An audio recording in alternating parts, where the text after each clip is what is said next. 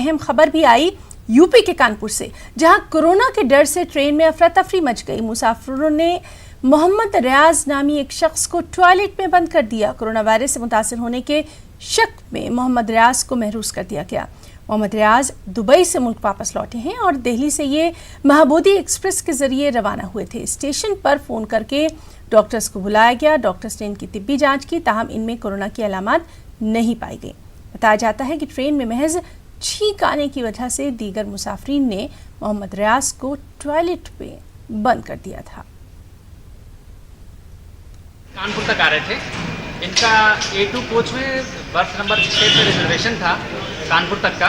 इनको कानपुर उतरना था और रास्ते में कुछ यात्रियों को ये संशय हुआ कि इन्हें कोविड-19 है या उसके सस्पेक्ट हैं। हमें जानकारी मिली, हम अपनी पूरी टीम के साथ, सारे डॉक्टर्स के साथ में विद ऑल प्रिकॉशंस हमने उनको यहाँ पे गाड़ी के आते ही चेक किया और चेक करने के बाद वो नेगेटिव पाए गए। ना फीवर था और ना इससे एसोसिएटेड कोई सिम्टम उनके अंदर थे, तो उनको यहाँ उतरे हैं वो।